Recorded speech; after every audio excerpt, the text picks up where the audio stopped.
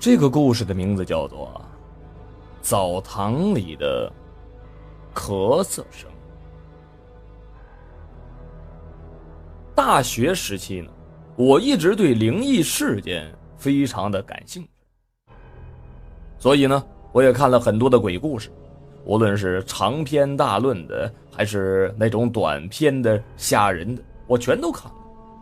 可能是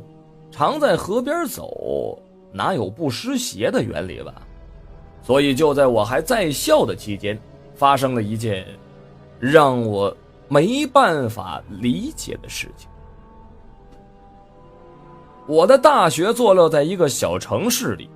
虽然建校历史比较悠久了，可能是应该是这个原因吧，所以呢，学校里边基础设施不是非常的完善，甚至连一个简单的澡堂子都没有。你说夏天的时候呢还好解决，男生在寝室里边就可以解决掉了，但是到了冬天，那没有热水器的寝室可没有办法满足这隔三差五就要洗澡的需求了。好在我们学校周围呢还有几所澡堂子，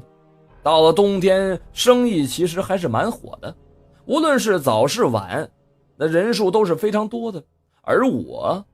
所经历的就在我大三期间有一次去学校洗澡的时候发生的。我记得那天好像是星期五，那天下午上完了课已经是接近6点了，回到寝室我觉得浑身痒痒的不太舒服，我就收拾了一下内衣洗漱用品，然后准备去洗澡去。我记得当时室友还劝我呢，说天都黑了，反正明天是星期六，咱们组团一起去呗。得了吧，我怕明天早上起不来，好像明天说是要降温呢，我还是趁天黑我去洗了得了。我当时好像是这么回答，然后我借着路灯的亮光，我就到了离我们寝室最近的一家澡堂。像往常一样，我在入口处买了票，我进了澡堂里边。那堂里边有很多的小床铺，我记得那天堂内好像还没有几个人，只有几张床上边放着衣服。我当时还想着呢，今儿个人这么少，我就快速的脱了个精光，钻到了澡堂里边去。那里边的澡堂其实就是一个大厅，有一个专门泡澡的大池子，还有一些个淋浴的喷头。当时那里边呢，确实还有几个老大爷在泡澡呢，还有一个跟我一样的学生模样的男生。我记得好像是在学校里边碰过面，所以我有点印象。考虑到那水池子那水被人泡了一天了，而且现在洗澡的人又不多，所以我就直接淋浴，我准备慢慢的洗。不过等到我洗完了头发的时候，我才发现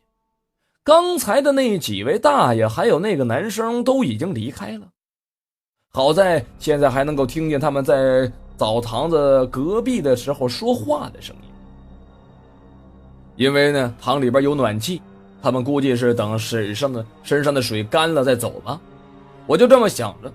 一个人在这空旷的澡堂里边，感受着那个喷头热水冲在身上的那种温暖，非常惬意。再加上明天是周六，我今天晚上好好的洗个澡，明天我可以回去好好的睡一觉，想着我的心情也跟着就好了起来。可是突然之间，我就感觉到了后背上有一丝的凉意。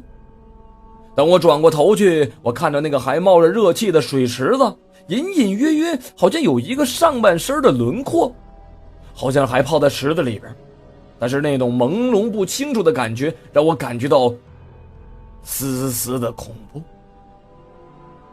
我赶紧的把头转了过来，简单的涂了一些沐浴露，冲干了，便立刻从澡堂子里边走了出来。我还安慰着自己说看错了。当时我走出来才发现，那厅里边只剩下了一个老大爷。我看着那内厅里边的白炽灯散发着那种温暖的光，还有那正在穿衣服的老大爷，我突然之间有了一种莫名其妙的安全感。但是我想了一想，可能不会再有人来了吧，也许一会儿那老板就该关门了，我也就没有犹豫，赶紧的穿衣服准备离开了。而就在这个时候，那个老大爷也拿起了一个小袋子准备离开。刚好那时候我正在低头穿鞋呢，我能听见那老大爷走的时候关门的声音。而就在我已经穿好第二只鞋准备起身的时候，我突然之间听见了澡堂子里传来了一声咳嗽声，那个声音非常的清晰，就好像是一个老年人的咳嗽声音似的。当时我就感觉到头皮一麻，心脏好像都跳漏了一拍似的。也就在那一瞬之间，整个房间好像安静了下来，连水滴在地上的声音都听不见。当时我都傻了，我整个人僵住了。也许是看到了那位老大爷出门，老板这时候推门进来了。他走进来看了看门厅，看着我之后就说：“小伙子，里边没人了，你快点吧，啊，我要关门了。”说着还向澡堂子里边检查了检查，去看了。也就是这个时候，我听到老板的话，我才反应过来，我赶紧的站起身来，把换下来的衣服、沐浴露什么的一股脑都塞到了包里边，头也不回的就走了。故事听到这儿，也许有人会问，当时那里边说不定真的有人呢。但是就算我眼睛看错了，但是我的耳朵也不会听错的吧。除了后来的那声咳嗽声，就没有听见任何其他的声音。有人在那池子里边肯定会有水声吧，但是我记得当时我只能听见天花板上水滴掉落的声音。从那次之后，我再也没去过那家澡堂。这期间我也向人了解过，好像是前几年有一个患有肺病的老大爷在那家澡堂洗澡的时候，可能是由于太闷了，一口气没喘上来，他就死在了澡堂里。当时的老板还不是现在的这个老板呢，可能是由于太闷了，因为这件事情那老板赔钱不干。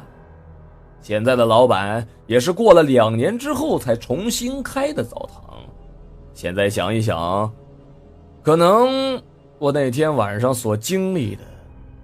只能这样来解释了吧。这就是澡堂里的咳嗽声的故事。